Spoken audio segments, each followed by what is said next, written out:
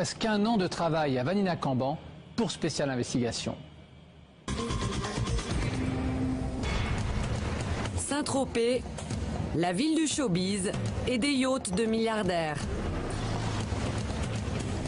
À 50 mètres du port, dans cette galerie commerçante, cet établissement est l'une des plus luxueuses bijouteries de la Côte d'Azur.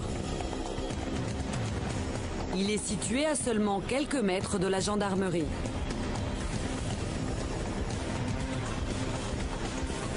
À 16h33, le 30 août 2005, un homme fait irruption dans la bijouterie, aussitôt suivi par 3 complices.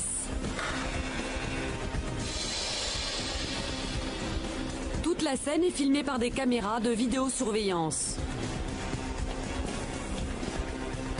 Ils ont une allure de touristes, Bermuda et bob sur la tête, mais ils sont armés.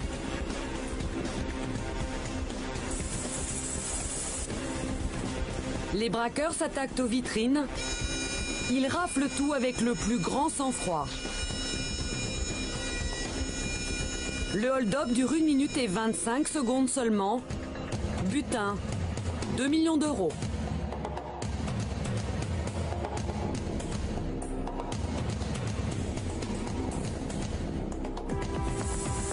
Ces professionnels du braquage ont été baptisés les Pink Panthers par la police. En 10 ans, ils ont dévalisé près de 130 bijouteries dans le monde entier. Des hommes insaisissables, recherchés par toutes les polices de la planète.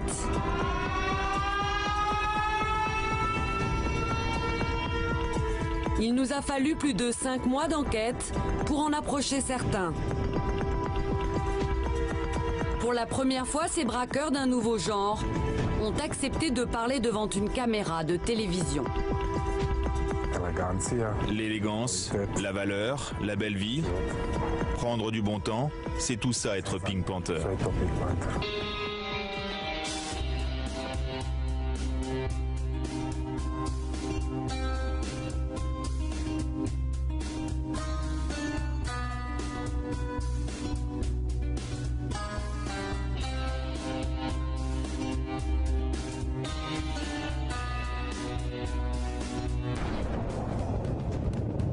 Nous sommes dans la principauté de Monaco, la capitale internationale du grand luxe.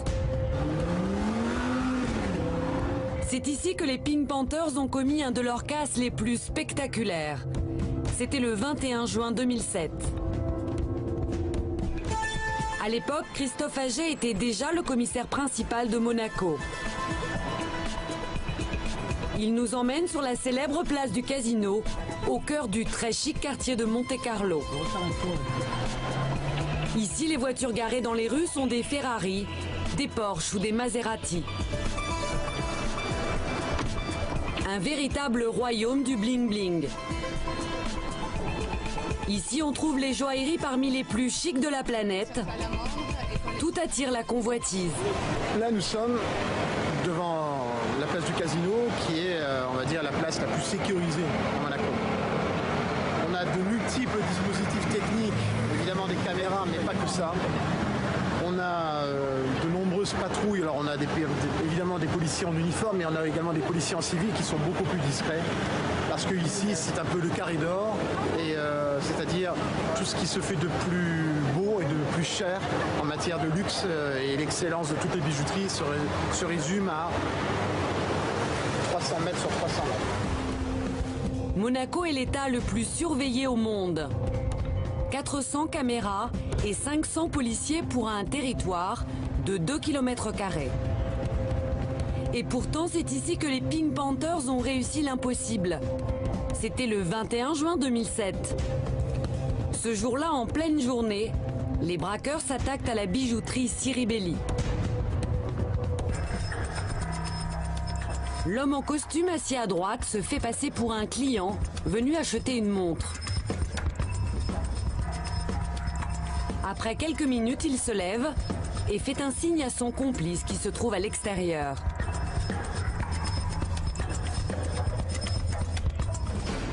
Le deuxième homme entre et dégaine immédiatement une arme. Les deux Pink Panthers sont sur deux. Ils n'ont même pas pris la peine de se grimer. Leur tâche accomplie en moins de 2 minutes, les braqueurs quittent les lieux avec en poche pour 500 000 € de montres. Nathalie Lebeau est la responsable de la bijouterie Siribelli. Elle se souvient très bien du jour où son chemin a croisé celui des Pink Panthers. Le supposé client était assis là quand une deuxième personne a sonné à la porte. Donc je lui ai ouvert et là la personne qui est rentrée a sorti un revolver d'un journal tout d'un coup, donc il était en costume à visage découvert, et a pointé l'enfant et nous a dit braquage, braquage. Le premier ne m'a pas impressionné à vrai dire. Il avait un air moins méchant, même à un moment il m'a regardé. J'avais l'impression qu'il me disait si tu fais rien de mal il t'arrivera rien. C'était bon, une impression comme ça. Mais l'autre était terrible. Il était, on voyait que était déterminé. Pas déterminé dans le sens où on faisait quoi que ce soit de mal, il vous tirait dessus ou il pouvait vous violenter, ça se sentait. On voyait vraiment, il était hargneux. Hein, donc c'était, quand il vous disait de ne pas bouger, c'était de ne pas bouger. Quoi. Donc on sentait que c'était des gens prêts à tout et j'ai su après que le revolver était chargé. Donc on reste là, on attend de voir ce qui se passe et ça paraît très très long. Quoi. 2 minutes et demie, c'est court comme ça, mais quand on a un revolver en face, c'est très long. Après ce casse incroyable, le commissaire Aget a enquêté sur ce mystérieux groupe de malfaiteurs. On a affaire à des personnes, on va dire des hommes, des jeunes hommes, plutôt athlétiques, plutôt sportifs, franchement audacieux dans leur mode opératoire et franchement professionnels. Ils ont quasiment, je dirais, un peu révolutionné le monde du braquage en Europe, c'est clair. Parce que, pour plusieurs raisons. D'abord, franchement, leur extrême professionnalisme, leur réussite. 120 ou 130 braquages en réactif, c'est franchement, il y a peu de gangs, et je crois même qu'il n'y en a aucun, à ma connaissance, qui sont capables d'avoir un tel palmarès. Un palmarès inimaginable. Ce gang de braqueurs hors normes écume les joailleries aux 4 coins de la planète. Ils ont commis leur casse dans les villes d'une 30aine de pays. Miami, Dubaï, Tokyo, Paris, Monaco, Barcelone, Copenhague, Londres ou encore Genève. Ils ont près de 130 braquages à leur actif pour un butin qui s'élèverait aujourd'hui à plus de 110 millions d'euros. Les Pink Panthers commettent des braquages depuis plus de 10 ans.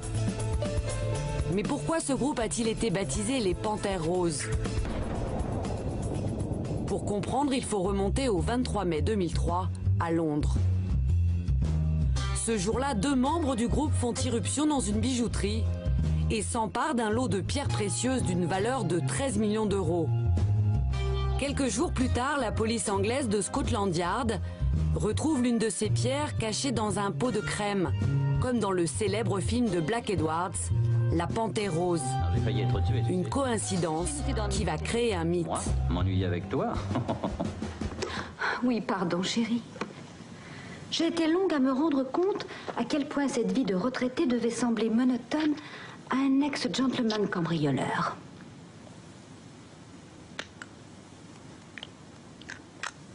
Ah, la petite futée. Plus sûr qu'un coffre, non? Retour à Monaco. Le commissaire Aget vient de recevoir les photographies d'un braquage qui a eu lieu 5 jours plus tôt en Suisse. Le 15 mai 2010, les braqueurs ont volé pour plus de 3 millions d'euros de bijoux.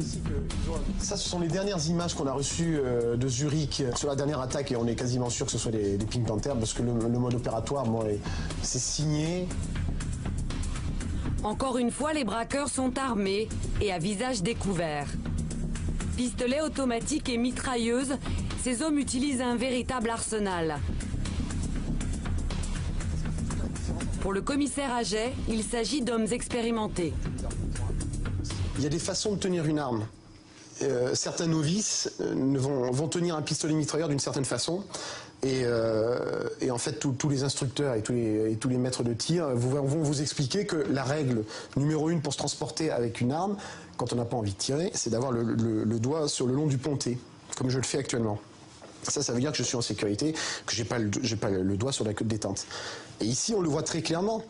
c'est qu'il rentre dans la bijouterie, alors que là, il faut quand même se mettre à sa place. Là, il doit être à 180 pulsations, et l'état de crise, il y existe quand même. Mais ça, c'est un pro, ça. Ça, c'est un type qui a déjà utilisé un pistolet mitrailleur, c'est certain. Après des dizaines de casses, la police réalise que tous les braqueurs viennent de la même région, l'ex-Yougoslavie. Et notamment de l'une de ses anciennes républiques, la Serbie.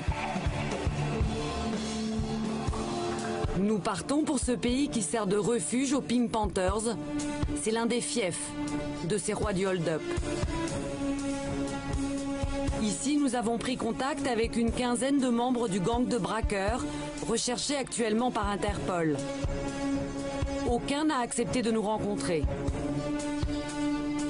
Après 4 mois de négociations, nous décrochons enfin une interview avec l'un d'entre eux.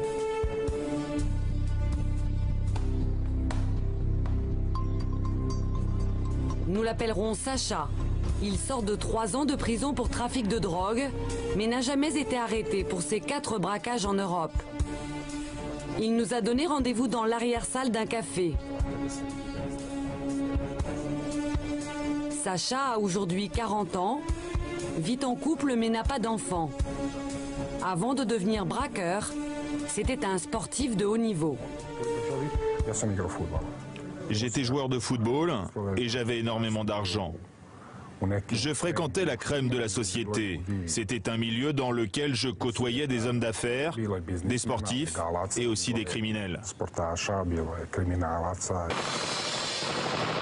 En 1991, la guerre de Yougoslavie commence. Le pays éclate. La Serbie tente d'empêcher la sécession des autres républiques. Ces guerres furent les plus meurtrières en Europe depuis la Seconde Guerre mondiale. Bilan 80 000 morts et près d'1 million de personnes déplacées.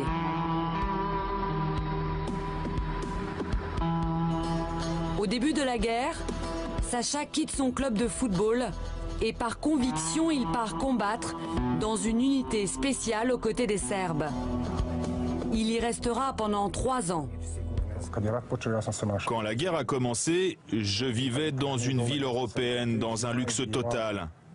Et je suis retourné là-bas, c'était l'hiver. En 2 jours, je me suis retrouvé dans la boue. Ça tirait de tous les côtés. La guerre, c'est quand même le plus grand choc qu'un homme puisse vivre. Où la guerre te durcit, où elle te détruit. En tout cas, tu ne peux pas en sortir indemne. C'est un choc pour n'importe qui. En 1995, la guerre s'achève. Sacha est démobilisé. Après la guerre, plus rien ne peut t'atteindre. C'est le seul avantage d'avoir fait la guerre. Enfin, si tu t'en sors vivant. Après tout ça, je n'ai même pas peur de faire de la prison. Je peux faire n'importe quoi. La peur n'existe plus. À cette époque, Sacha ne peut plus réintégrer son club de football. Il décide de changer radicalement de carrière. Comme je ne pouvais plus être joueur de foot, il fallait que je fasse autre chose. Mais quoi faire? Trouver un travail plan-plan? Non. Je menais la grande vie, donc forcément je fréquentais des gens qui eux aussi avaient beaucoup d'argent, des sportifs et des criminels. Je suis devenu ami avec l'un d'eux, que je connaissais depuis des années. Je savais ce qu'il faisait dans la vie. Il m'a proposé mon premier coup. Mon rôle, c'était la logistique. Ça s'est passé spontanément, une sorte de transition totalement naturelle, une transition logique. On dit que parmi les quelques 200 Pink Panthers dont vous faites partie, un grand nombre a fait la guerre. Oui, oui. En fait, les gens qui, après la guerre, se mettent à faire des coups, ce sont des gens qui sont clairement expérimentés, qui n'ont pas peur, qui sont responsables et courageux. Aujourd'hui, il se dit prêt à commettre de nouveau des casses. On ne peut pas gagner autant d'argent dans la légalité que dans l'illégalité. C'est de l'argent facile. Tu peux gagner 30 ou 40 000 euros en 3 minutes. En Serbie, pour gagner ça, il faudrait que pendant 1 an, je tienne les meilleures boîtes de nuit et que je travaille 12 heures par jour. Vous diriez que vous avez gagné combien? Combien j'ai gagné? Il ne faut même pas que j'y pense. Avec mes 2 complices, on a engrangé des millions d'euros. Plusieurs millions. Plusieurs millions, oui. Plusieurs millions. On dépensait comme c'est pas permis. C'était irrationnel. On allait trop loin. On louait des yachts. Moi, je conduisais une Lotus et une Audi. Mon pote, une Mercedes 500.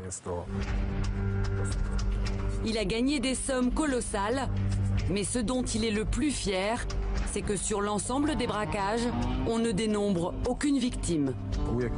Ce qui me rend heureux, c'est que tous les coups auxquels j'ai participé, et les braquages des autres Pink, tous se sont faits sans aucune violence, sans coup de feu. C'est vraiment professionnel. On pourrait même se faire appeler les aristocrates du braquage.